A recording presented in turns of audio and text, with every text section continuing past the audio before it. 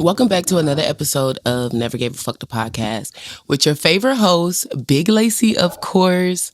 Haven't seen y'all in a while, and I'm glad to be back to have this conversation. This episode, it really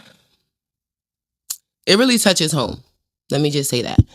And we're going to call it Never Gave a Fuck to Stay Silent because there's too many of us that are silenced by the things that we've went through.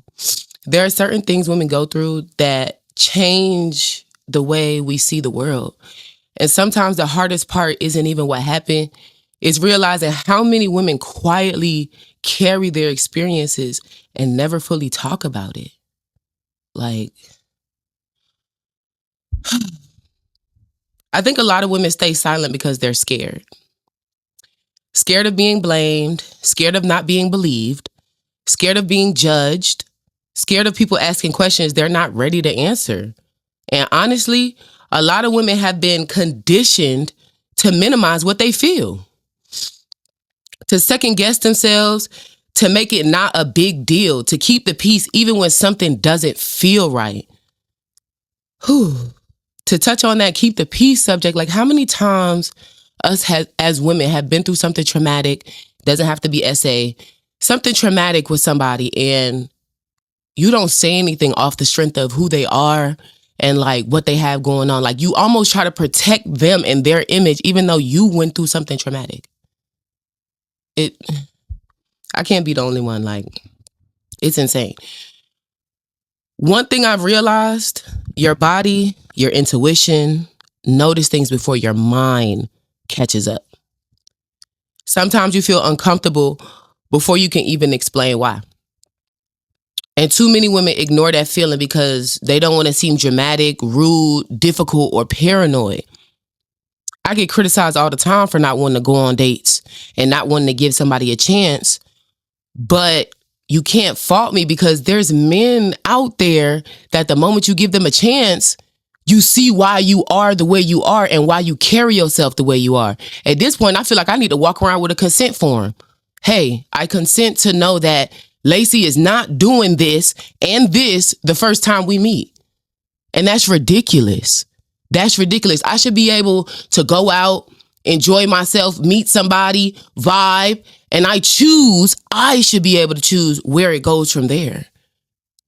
If we're not on the same page, then that should be understandable and we part ways. It shouldn't be nothing forced. I shouldn't be in a space with you if I do feel paranoid. If I do feel like I have to be rude, and I should be able to carry myself soft and as a lady. You get what I'm saying? Like, I shouldn't have to react that way. I shouldn't have to have my guard up around somebody I'm trying to get to know. That's not life. That's not how life should be lived. That's not normal at all. In no way, shape, or form. I should be able to be a lady. Like, it's no reason why I'm out here bucking up and goddamn being paranoid and goddamn gotta make sure I don't do this around him. Gotta make sure I don't wear this. Gotta make sure I don't do this. And the crazy thing is, I could wear a dress down to my ankles and it will still be a problem. It don't matter what you do. People will still find a problem. But I don't want to get scattered and I don't want to be all over the place. Like I said, too many women ignore that feeling because they don't want to seem dramatic, rude, difficult, or paranoid. But protecting yourself is not being dramatic. Pay attention to what you feel. Go with your first mind. People don't talk about what happened to them enough. And I'm not just going to say women, men too. We don't talk about what happens to us enough. And it's what happens after trauma, the confusion, the overthinking, the exhaustion, trying to act normal when mentally you don't even feel like yourself. Dude, I cut my hair off. I've had dreads for 3 years, 3 whole years. And in those 3 years, I've experienced, a little bit of trauma, a little bit of crazy stuff that had my mind rattled. But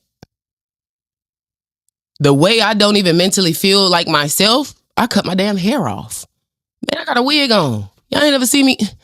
It's been so long since I wore a wig. I don't even know how I look right now until I edit this video.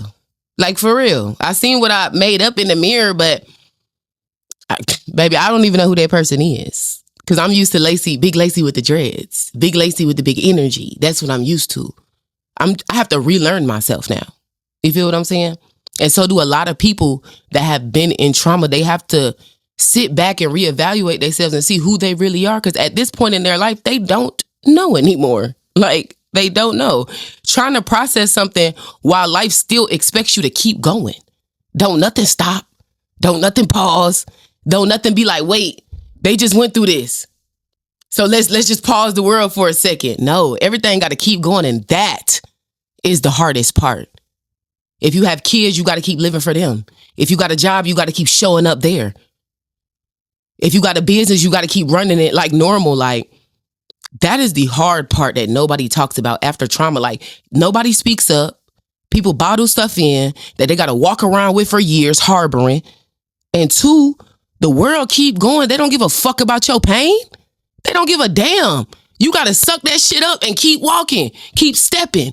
And the crazy thing about it is people going to make assumptions and feel like, oh, that person can't be going through nothing because they just smiling. Nah, baby, that's God that keep me moving. You over there assuming that I'm okay, that I'm good because I'm keeping stepping. No, I'm crying on the inside, but I got to keep moving because ain't nobody there for me besides the man above. And I'm just speaking in general. You feel what I'm saying? It's people there that have nobody. And I sympathize with you. I sympathize with you. And I really need people to stop acting like women are responsible for preventing every bad thing that happens to them. What were you wearing?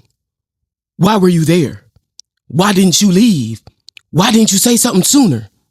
And it's like, why is the focus always on what a woman should have done differently instead of the behavior that caused the harm in the first place? That mindset is a part of why, like, many women stay quiet. And I don't want to just put it on women. Men too. Men stay quiet too. I know men that get drugged. Men that get robbed. Men that get men that get sexually assaulted. So you ask them what were they wearing? Why were they there? Why didn't they see the signs? Why didn't they leave? You get what I'm saying? Like, you don't know the signs. You don't know it's there. People are chameleons. Predators are chameleons, men or women. They're chameleons. They know how to disguise themselves to make you feel like you are safe. Like, and the whole time you're not. And that is a scary thing. That is a scary thing. You meet a fine woman. She's doing this, doing that, got this going on, this business, that going on. You go on a date with her. Now you waking up with nothing. She gone. Everything you got gone. You thought she was a upstanding woman. Vice versa. A woman meet a guy. She thought he was a good guy. She wake up the next day, nothing. And these people showed no signs.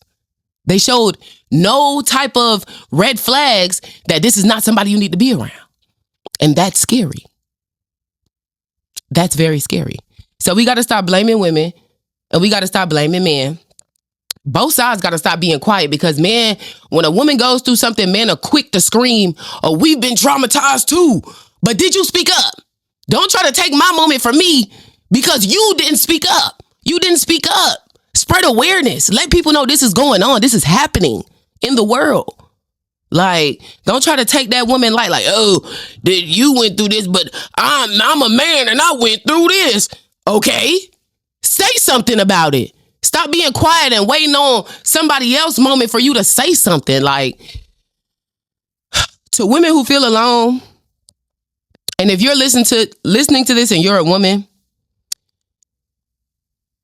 who has ever experienced something that made you feel powerless, uncomfortable, unsafe, violated, or afraid, I need you to know that what you feel matters. Your discomfort matters. Your boundaries matter. Your voice matters. Don't let these people silence you and put fear in your heart. Stand up for yourself because ain't nobody else gonna do it for you. Don't be afraid of the world and its judgment. Stand up. Because we are all we got. Like, literally. And you're not weak for being affected by something painful. You're not weak. You're stronger than you know. Now, speaking up looks differently for everybody. For some women, it's telling somebody they trust. For others, it's setting boundaries. For others, it's reporting what happened. For some people, it simply starts with finally admitting to themselves that something hurt them. There's no perfect way to process trauma. I've been through some traumatic things in my life, and I've reacted to each instance very differently. But that's how I can tell you that it's different ways to process trauma. There's no perfect way to process it.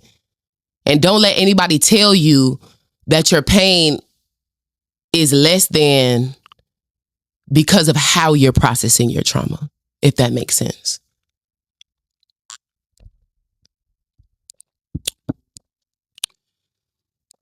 Healing is not linear. Some days you feel okay. Some days you feel angry. Some days you feel completely disconnected from yourself. And all of that is real. But one thing I refuse to do is let a painful experience or painful experiences silence me or make me lose myself. This episode is not about details about what happened to me. This episode is more about awareness. It's about women trusting themselves more, protecting themselves more, and understanding that silence should never feel like the only option. You don't owe people your pain in detail for it to be valid. And if your voice shakes while speaking up, use it anyway, because it needs to be heard. It needs to be said. Don't walk with that pain.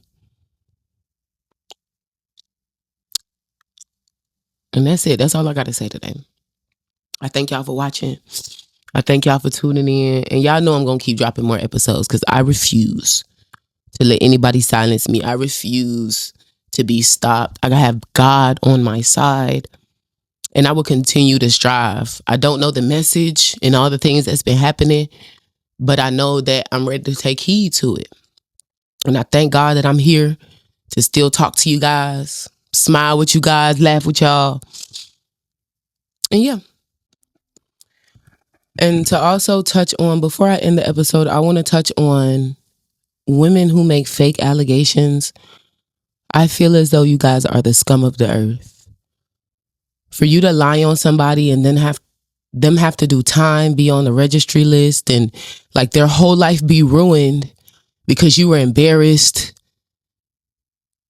I don't know what your reasoning was to lie, but you deserve to be under the jail cell. Like the same amount of time that man got, you deserve it too, because you take away the credibility of real victims. You are the reason why people question actual victims. You are the reason why people second guess coming forward. You are the reason why. Just like, for instance, that girl that was dating that football player. That was her whole boyfriend. And she pressed charges on him saying that he sexually assaulted her.